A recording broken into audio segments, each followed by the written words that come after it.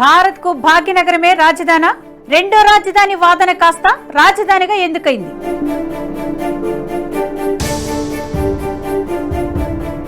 బతుకునిచ్చి బతుకు నేర్పే నగరమే క్యాపిటల్ కాబోతుందా? అంబేద్కర్ ప్రతిపాదనను కేంద్రం అమలు చేయబోతుందా?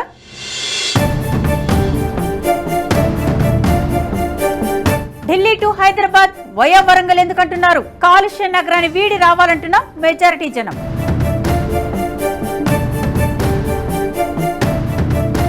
నవభారతావనికి భాగ్యనగరమే క్యాపిటల్ కాబోతుందా?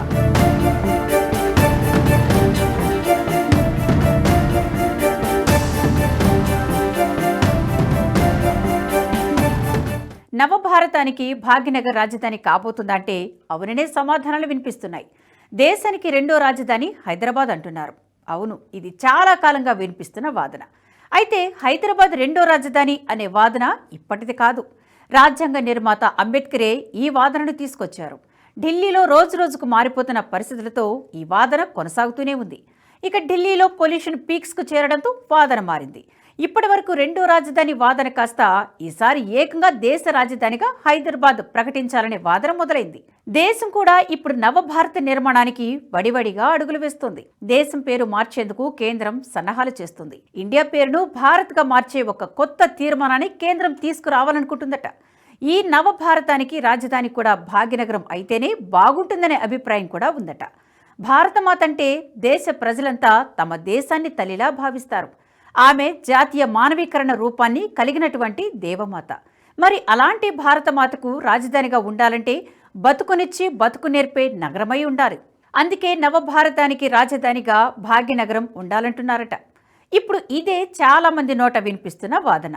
దేశానికి రెండో రాజధానిగా హైదరాబాద్ ఉండాలనే చర్చ తెరపైకి రావడం కొత్తేమీ కాదు. కానీ ఇప్పుడు రెండో రాజధానిగా కాకుండా దేశ రాజధానిగా హైదరాబాద్ ఉండడం అన్ని విధాలుగా మంచిదనే చర్చ నడుస్తోంది. దేశ రాజధాని ఢిల్లీలో వాయు కాలుష్య కారకాలు ప్రమాద ఘంటికలు మోగిస్తున్నాయి. ప్రతి ఏటా కాలుష్యం అనేది పెద్ద సమస్య అయిపోయింది. నవంబర్ నుంచి జనవరి మధ్య అసలు ఢిల్లీ నగరం నివాసయోగ్యం కాదనేలా పరిస్థితులు తలెత్తాయి. ప్రస్తుతం ప్రపంచంలోనే అత్యంత కాలుష్య నగరంగా ఢిల్లీ మారిపోయింది. దేశ రాజధానిలో ప్రమాదకర కాలుష్య కారకాలు 4 రెట్లు పెరిగాయి. నవంబర్ నుంచి జనవరి మధ్య ఈ నగరం నివాసయోగ్యం కాదు. మరి ఇలాంటి పరిణామాల మధ్య ఢిల్లీని దేశ రాజధానిగా కొనసాగించడం ఎందుకనే వాదన మొదలైంది.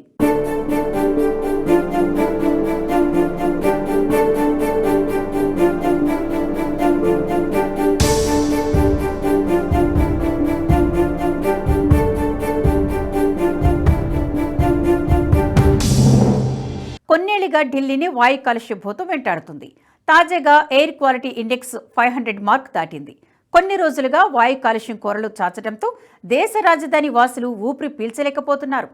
ఊపిరి తీసుకుంటున్నామో పొగ తాగుతున్నామో అర్థం కానంతగా కాలుష్యం పెరిగిపోయింది.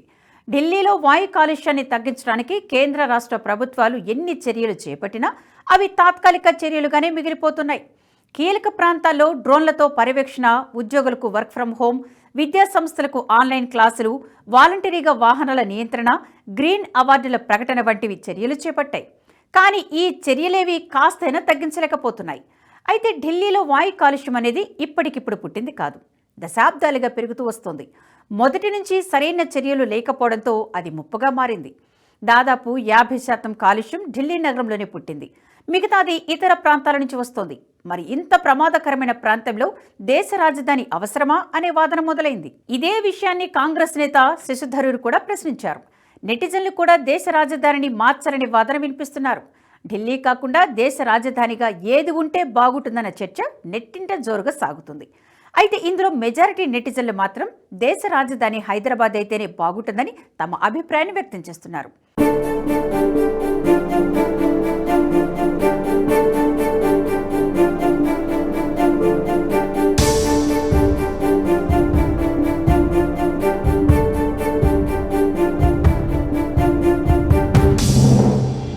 స్వాతంత్రం వచ్చిన తొలినాళ్లలోనే దేశానికి రెండో రాజధానిగా హైదరాబాద్ ఉండాలనే చర్చ వచ్చింది.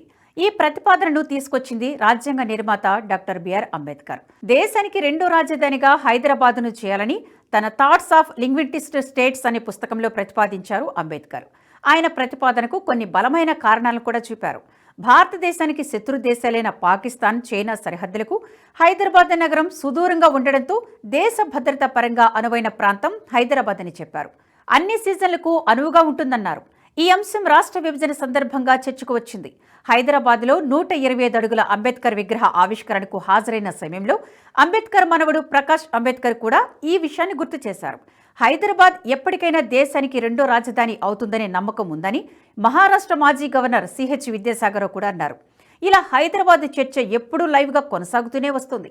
కానీ ఈసారి మాత్రం రెండో రాజధాని కాదు, ఏకంగా దేశ రాజధానిగా చేస్తే బాగుంటుందనే చర్చ మొదలైంది.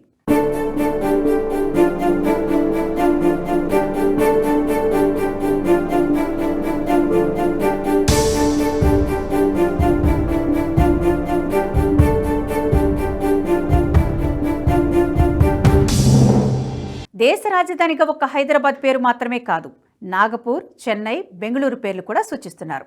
అయితే చెన్నైకి వరద ముప్పు, బెంగళూరులో ట్రాఫిక్ సమస్యలు. వరద ముప్పు కానీ, ట్రాఫిక్ సమస్య కానీ, వాయు కాలుష్యం కానీ, ఇలా ఇవేవీ లేవి నగరం హైదరాబాద్. అందుకే మెజారిటీగా హైదరాబాద్కే మొగ్గు చూపుతున్నారు. హైదరాబాద్ను రెండో రాజధానికి సుముఖంగా లేని రాజకీయ పార్టీలు ఏకంగా రాజధాని అంటే ఇంకేమంటాయి?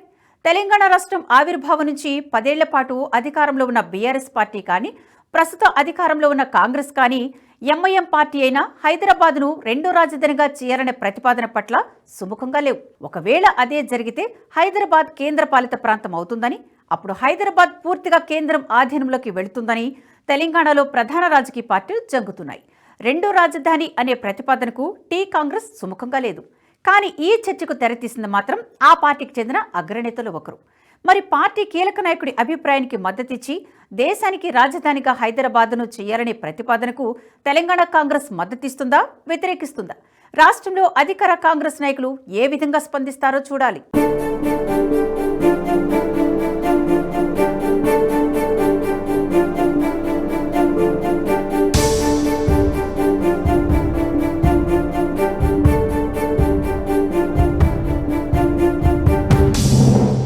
అటు ఇండియాను భారత్గా పేరు మార్చాలనేది కేంద్రం ఆలోచన, ఇటు హైదరాబాద్ పేరును భాగ్యనగరంగా మార్చాలనేది ఇక్కడి బీజేపీ నేతల డిమాండ్. తెలంగాణలో తాము అధికారంలోకి వస్తే హైదరాబాద్ పేరును భాగ్యనగరంగా మారుస్తామని ఇప్పటికే బీజేపీ నేతలు చెబుతున్నారు. ప్రధాని మోదీ కూడా హైదరాబాద్లో పర్యటించిన సమయంలో పలు సందర్భాల్లో హైదరాబాద్ పేరు కాకుండా భాగ్యనగరం అని సంబోధించారు. ఇండియా పేరు భారత్గా పేరు మార్చాలనుకున్నట్లే హైదరాబాద్ను కూడా భాగ్యనగరంగా మారిస్తే భారత్కు రాజధానిని చేయాలనుకుంటున్నారా అనే చర్చ కూడా నడుస్తోంది. దేశంలోని 6 ప్రధాన నగరాల్లో హైదరాబాద్ నెంబర్ 1 ప్లేస్లో ఉండగా, రెండో స్థానంలో బెంగళూరు, తదుపరి స్థానాల్లో ముంబై, ఢిల్లీ, అహ్మదాబాద్, చెన్నై నగరాలు ఉన్నాయి. జీవన నాణ్యత, ఆదాయం, ఉద్యోగాలు, ఆరోగ్యం, విద్య, ఆస్తుల విలువ, మౌలిక సదుపాయాల వంటి విషయాల్లో హైదరాబాద్దే ఫస్ట్ ప్లేస్. దేశంలో అత్యంత వేగంగా విస్తరిస్తున్న ప్రధాన నగరాల్లో హైదరాబాద్ అగ్రస్థానంలో ఉంది. హైదరాబాద్ నగరం నలుమూలల విస్తరిస్తోంది. ఇప్పటికే ORR, RRR పేరుతో నగరాన్ని మరింత విస్తరిస్తున్నారు.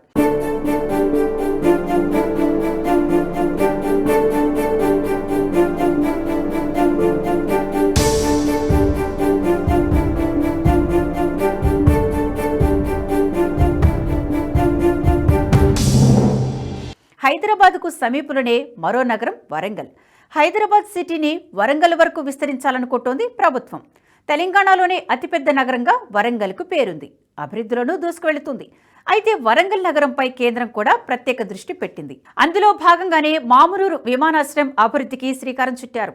అప్పుడప్పుడు శిక్షణ ఎయిర్ క్రాఫ్ట్లు నడుస్తున్న ఈ విమానాశ్రయం నుంచి మళ్లీ ఈ విమానం ఎగిరే రోజులు రానున్నాయి. ఇక్కడ ఎయిర్ బస్ విమానం దిగేలా దాదాపు 2800 మీటర్ల పొడవైన రన్వే నిర్మించబోతున్నారు. ఇది వరంగల్ అభివృద్ధికి కీలకం కానుంది. వరంగల్ మెగా టెక్స్టైల్ పార్క్లో జపాన్, తైవాన్ లాంటి విదేశీ సంస్థలు పెట్టుబడులు పెడుతున్నాయి. ఇవి కార్గో ఫ్లైట్ సేవలు కోరుతున్నాయి. కార్గో ఫ్లైట్ ఆపరేషన్ జరగాలంటే పెద్ద రన్వే ఉండాలి.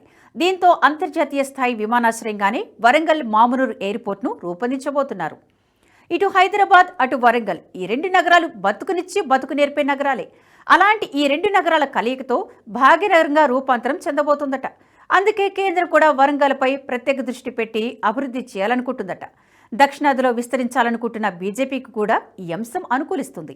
హైదరాబాద్, వరంగల్ మధ్యలో స్థలాలను ఎంచుకొని దేశానికి రెండో రాజధానిని చేయాలనే ఆలోచనలో ఉన్నారట. ఒకవేళ కేంద్రం ఇదే ఆలోచనలో ఉంటే రెండో రాజధానిగా హైదరాబాద్ ఏర్పడడం అంత కష్టమే కాదు.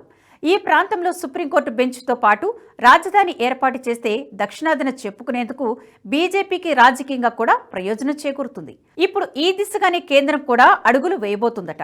దేశ రాజధాని ఢిల్లీ కాలుష్య కోరలో చిక్కుకుంది. రాజధానిని మార్చాలనే డిమాండ్ కూడా తెరపైకొస్తుంది. నెట్టింటి కూడా చాలా మంది రాజధాని మార్పులు మెజారిటీగా హైదరాబాద్నే చూపిస్తున్నారు. ఇలాంటి సమయంలో కేంద్రంలో ఉన్న బీజేపీ దృష్టి హైదరాబాద్పై పడిందట. ఇటు హైదరాబాద్ అటు వరంగల్ రెండు ప్రాంతాలను భాగ్యనగరంగా అభివృద్ధి చేసి దేశానికి రెండో రాజధానిగా చేయాలనే భావనలో ఉందట. చూడాలి మరి నవభారతావనికి భాగ్యనగరాన్ని రాజధానిగా చేస్తారా లేదా అనేది.